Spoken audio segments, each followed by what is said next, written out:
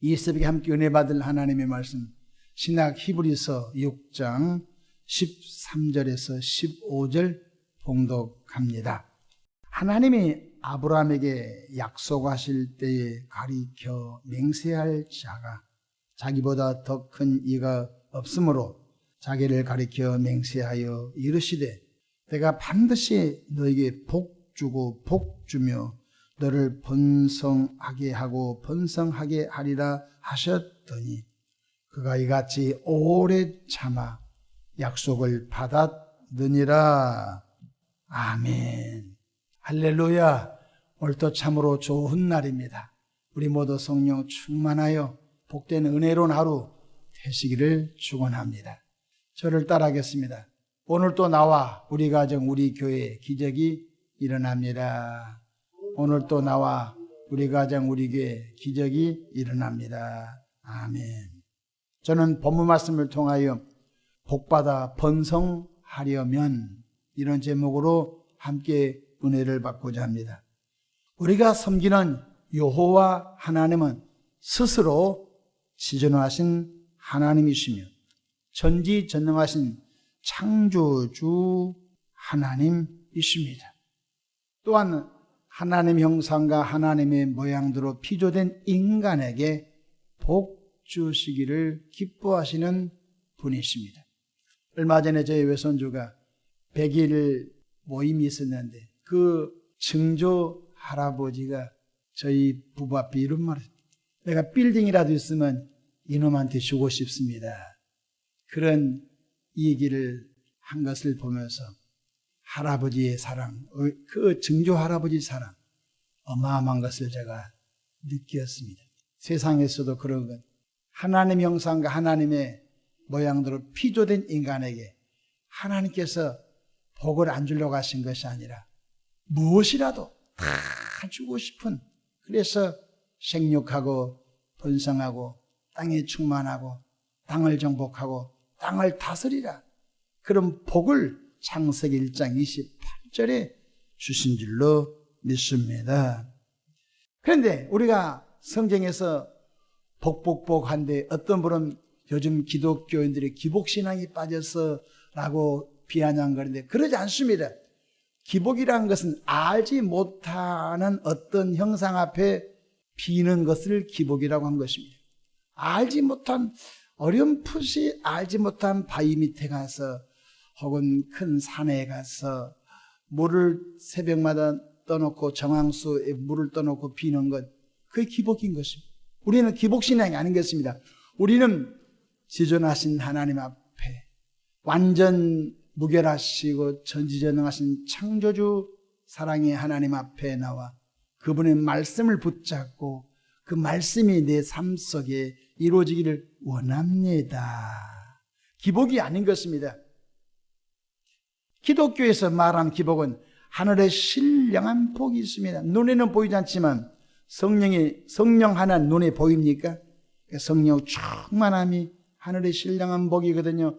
은사가 신령한 복이거든요. 지혜의 말씀 은사, 지식의 말씀 은사, 영분별 은사, 믿음의 은사, 능력 행함의 은사, 또 병을 고치는 은사, 애언의 은사, 방언의 통변의, 또한 교사의 은사, 뿐만 아니라 구제의 섬김의 은사, 중보기도 은사. 이 은사는 돈 주고 산 것이 아닌 것, 신령한 은사. 하나님과 형통한, 영혼이 잘된 같이 범사가 잘되듯이 하나님과 관계가 매끄럽고 우리가 친백성이요 친아들이지 않습니까? 그래서 우리 구원받은 주의 백성들이 하나님을 아빠 아버지로 섬기고 있는데 하나님 아빠 아버지와 너무 친밀해요. 하나님과 관계가 너무 좋아요. 또 여호와를 기뻐하라, 저가 내 마음의 소원을 이루어 주시리라. 그것이 신령한 복이에요. 우리 모두 신령한 복이 충만하기를 바랍니다. 또한 이 땅에서 현 세상에서 살아가는 바로 땅에 기름진 복이 있습니다.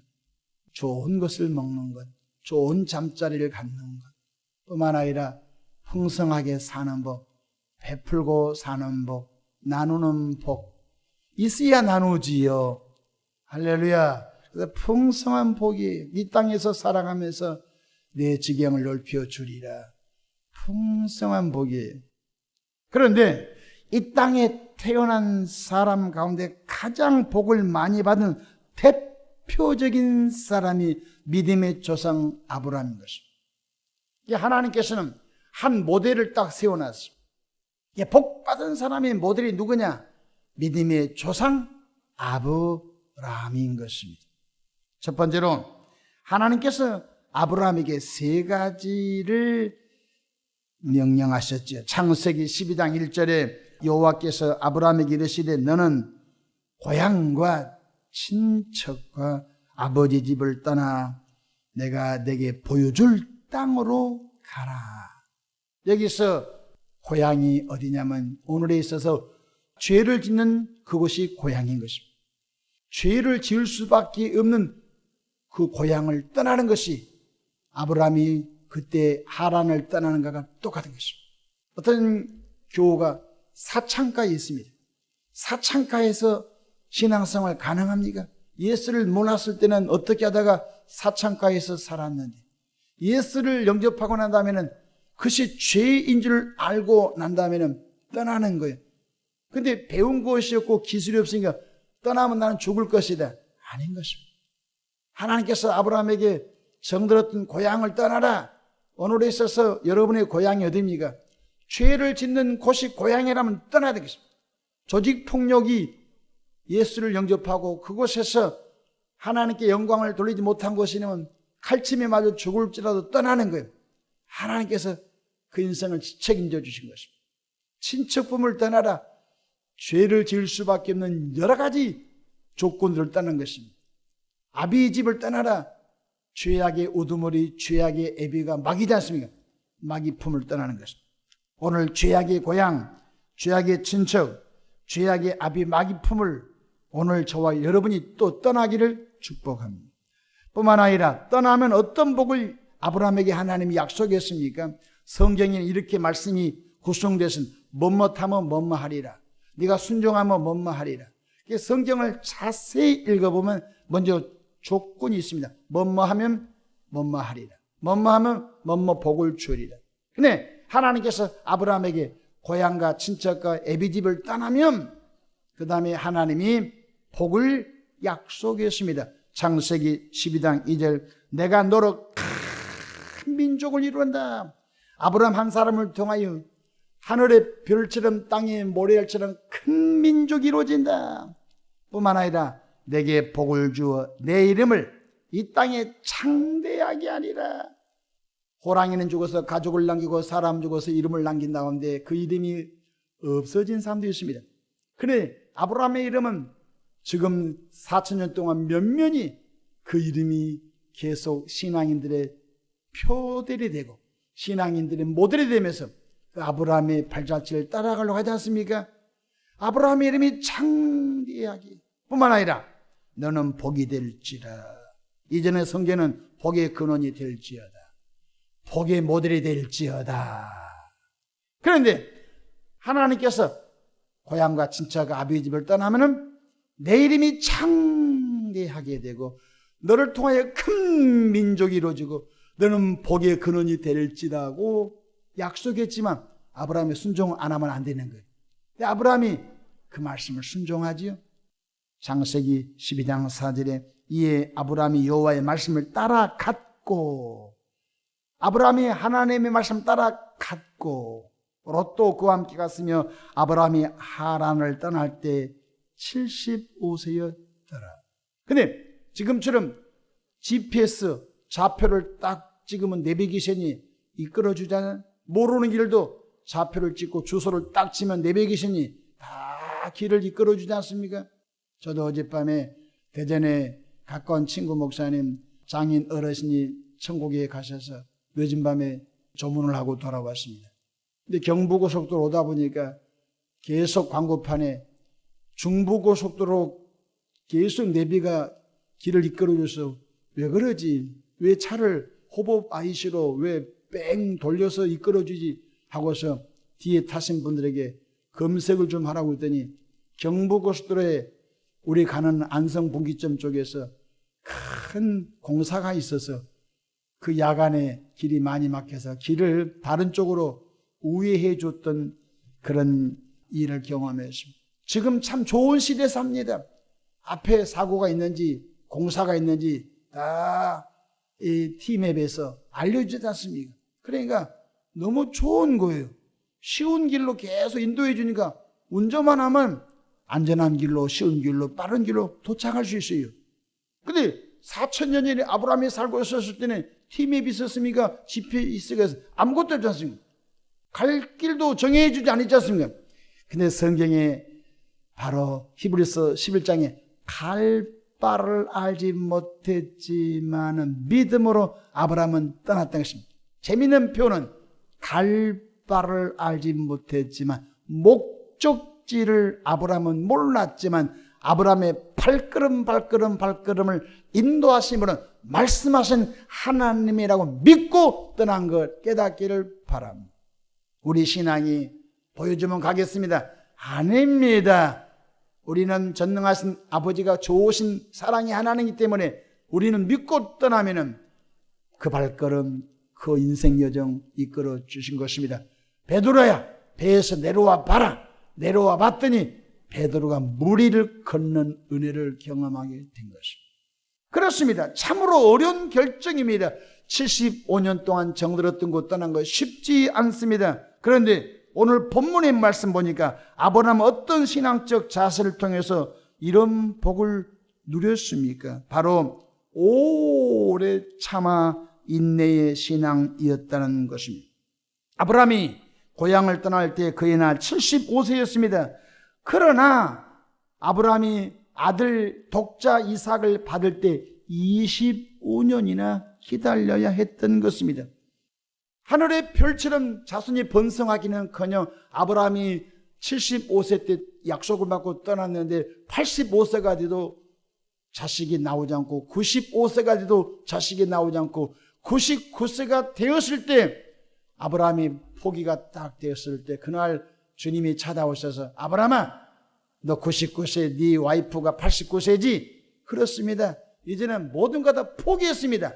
아니야 내년 이맘때 네가 아들을 안으리라 고 하니까 밖에서 그의 부인 사라가 듣고서 내 생리도 끝나고 내가 과학적으로 물리적으로 자식을 생산할 수 없는 나무토막 같은 여인이 어떻게 아이를 낳는단 말이야. 그의 부인이 밖에서 아브라함과 천사가 하는 말을 듣고 키키키키 웃었어요. 그랬더니 주님이 뭐라 합니까? 네 부인이 웃었으므로 그 이름을 이삭이라 하리라. 이삭이란 말은 기쁨이라는 뜻이 않습니까? 그래서 100세에 그의 부인 90세 약속의 한 씨앗을 받았는데 그 씨앗이 바로 이삭이라고 하는 믿음의 열조인 걸 깨닫기를 바랍니다. 25년이나 기다렸던 것입니다. 오늘 히브리서 11장 13절 보십시오. 우리가 하나님은 하나님보다 더 큰 맹세할 것이 없었어요. 하나님보다 더 위대한 분이 없었기 때문에 하나님이 하나님 자신에게 맹세합니다. 내가 맹세하건대 아브라함에게 복 주고 내가 맹세하건대 하나님이 아브라함에게 번성하게 하리라. 14절 보십시오. 이르시되 내가 반드시 아브라함에게 복 주고 복 주며 내가 반드시 아브라함을 번성하게 하고 번성하게 하리라 하셨더니 여러분 복의 복을 받고 번성의 번성을 받기를 축복합니다. 15절 보십시오. 그가 이같이 오래 참아 약속을 받았느니라. 어떤 약속 받았습니까? 하늘의 별처럼 땅의 모래알처럼 너 이름이 창대하게 되며 너를 통하여 많은 민족이 나오리라. 바로 오래 참아 약속을 받았다는 것입니다. 그렇습니다. 자연의 법칙이나 영적 법칙이 똑같습니다. 바로 인내하며 기다림입니다. 봄에 밭을 정리하고 논을 정리하여 씨앗을 뿌렸습니다. 씨앗을 뿌리고 여름에 더위를 무릅쓰고 곡식을 가꿉니다. 인내가 필요합니다. 고추나무 심고 고추대를 꼽아놓고 그 다음에 이렇게 로프를 감아서 고추가 넘어오지 않게 지지목을 세워줍니다. 그렇게 인내하고 비료 주고 거름 주고 가을에 빨간 고추를 따서 우리가 김장하지 않습니까? 오래 참아야 자연의 법칙도 오래 참아야 열매 곡식을 얻는 것과 똑같이 신앙의 법칙도 기도하고 오래 참고 우리가 순종하고 오래 참고 할렐루야. 신앙의 응답은 자판기가 아닙니다. 신앙의 응답을 자판기로 생각하면 큰일 납니다. 밤에 쿠팡에 뭔가 주문하면 로켓 배송이 새벽에 착 오는 그런 신앙이 아닌 것입니다. 25년 기다릴 때도 있습니다. 때로는 50년 기다릴 때도 있습니다. 때로는 100년 기다릴 때도 있습니다. 이스라엘 백성들이 애굽에 내려갔는데 430년 만에 거대한 민족을 이루어 애굽에서 나와 광야에서 40년 동안 기다림을 통하여 하나님의 가나안 땅을 허락하신 줄로 믿으시기를 바랍니다. 그렇습니다. 기도하고 기다려야 합니다. 선한 일하고 기다려야 합니다. 갈라디아서 6장 9절 우리가 선을 행하되 낙심하지 말지니 피곤하지 아니하면 때가 이름에 거두리라. 우리는 아브라함처럼 하나님의 약속을 믿고 기다림의 영성이 충만하기를 축복합니다. 주 예수 재림도 인내하며 기다리는 것입니다. 어느 날 어느 시에 주 예수님이 재림할지 모르지만 저와 여러분은 슬기로운 5 처녀와 같이 등불과 기름을 준비하고 예복 준비 잘하여 주님 오실 때 주님 맞이할 준비 잘하기를 축복합니다.